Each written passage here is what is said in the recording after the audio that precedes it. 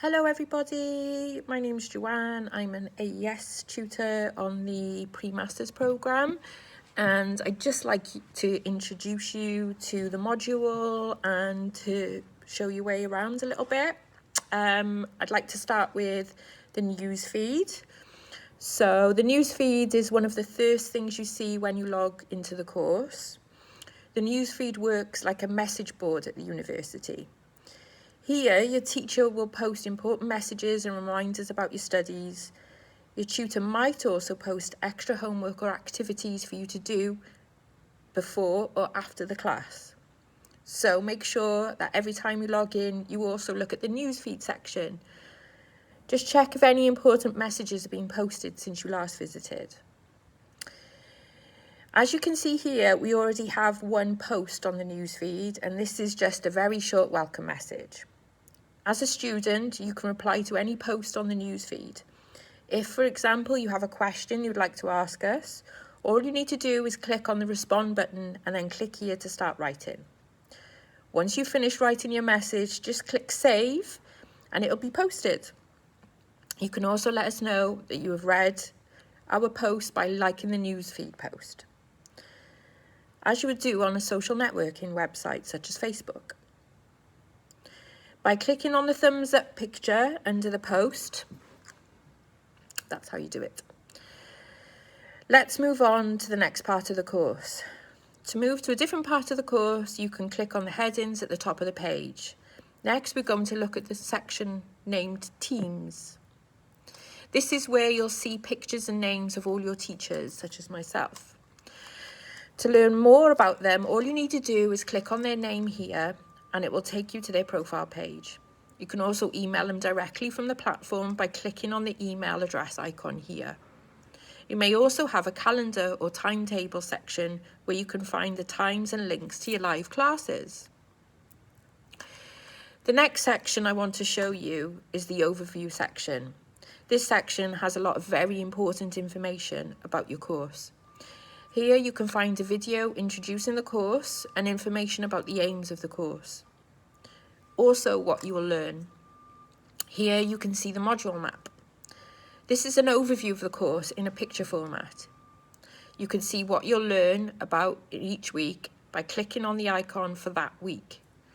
Another very important document on this page that I want to show you is the module handbook. Module handbook is a document that tells you everything you need to know about this module. It explains what you will learn here, what the assessments are, what the learning outcomes are. It also gives you important information about advice, about studying online, how the different activities work, as well as some recommended extra resources you can use for self-study. Now let's move on and look at the assessment section.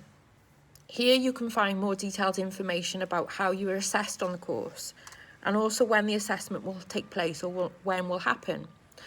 The interactive presentation gives you details about how you're assessed for each of the 4 skills: reading, speaking, writing and listening. Click on the tabs for more information and read the tips on how to prepare. Next in this section is the academic calendar. Here you can see when each assessment will happen. Make a note of these in your diary, that's very important.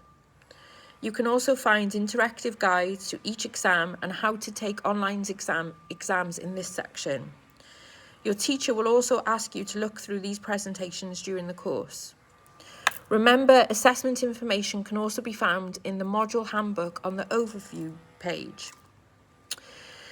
The most important section is, of course, your lessons. This is where you'll find all the activities and tasks to help you learn. Let's explore this final section now. As you can see, the learning materials are organised into weeks. Each week has a different topic to help you understand the main focus for the week.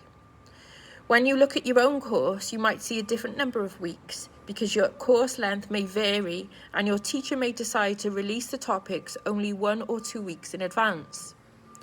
Each week follows the same structure. You start the week with an introduction to the weekly content and welcome lesson. Here you can see reading, writing, speaking, listening, integrated skills, academic skills, and end of week review. You will have a number of live classes with some preparation work to complete before your live class, and some work afterwards to extend your knowledge.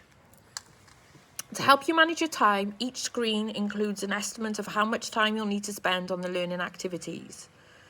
We're now going to look at some of these screens in more detail.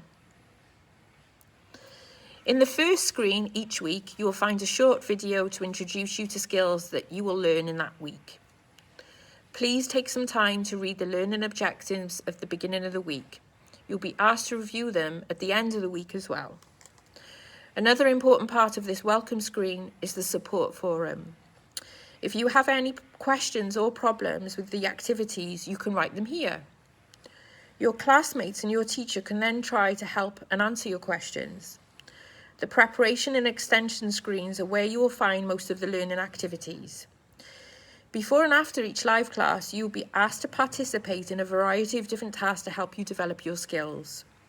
On this screen, you can see examples of a whiteboard task, an accordion task divided into different sections, a quiz, a gap fill task, an information box, a matching task, and references for further reading.